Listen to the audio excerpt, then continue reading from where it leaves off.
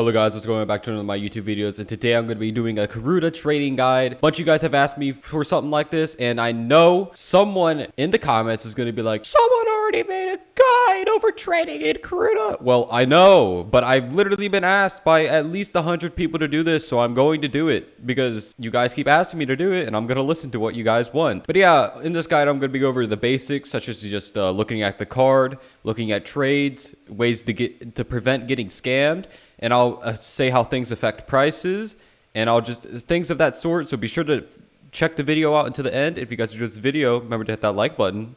And yeah, let's get right into it. All right, so let's start off plain and simple with checking out the KV command. The KV command shows you everything about a card. The addition is on the far right of the card. The print number shows you the condition of the card, and then it shows you the card number itself. So you guys can use this KV command to prevent being scammed. You guys can use this command here to prevent being scammed, okay? So be sure to check out everything before you accept the trade of the card. It's very important. I've had this happen to me in the Karuta main server, mind you, where someone changed the code at the last possible second of the trade, and my brain, I was just like, this dude tried to scam me. So I looked at it again, and yeah, he was trying to scam me. So be sure to check out the codes in the trade itself.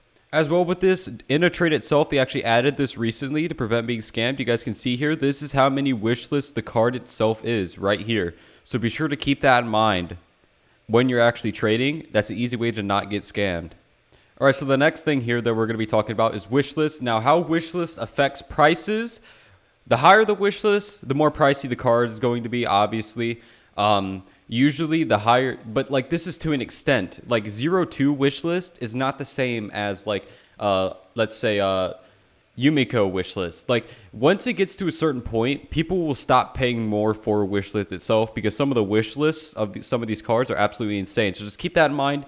Usually more wish list equals more price. So the next thing we're going to talk about here is actually print numbers. Now, the lower the print number, more often than not, the higher the price of the card itself. Now keep this in mind when you're actually doing this, because usually how people go is below 100 print is a low print card, and low print cards sell for a ton because just simply because it's a low print, it's a collectible, and also because of the work effort low print cards have.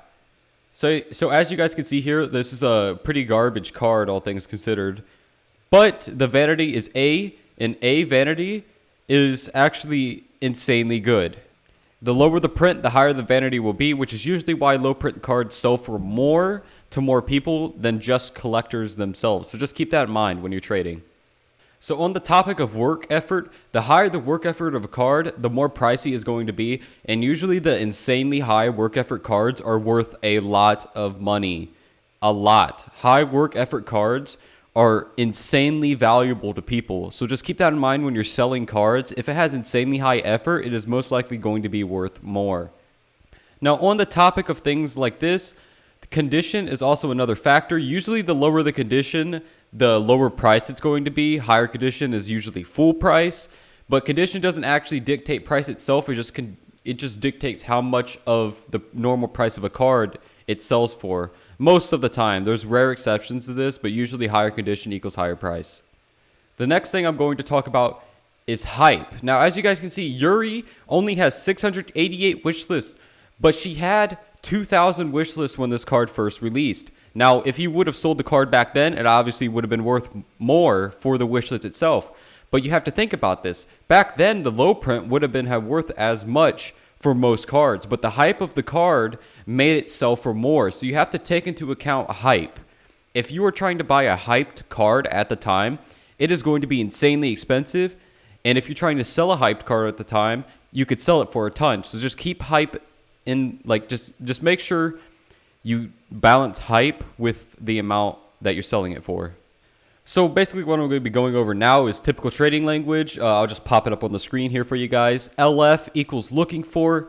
H equals have. The equal sign usually means something is for something else.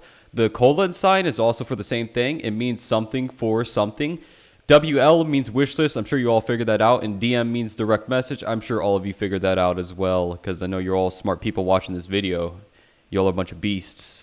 But that is actually going to be it for this video. If you guys enjoyed this video, remember that like button, subscribe, leave a comment below if you want more. If it helped you, be sure to join the Discord.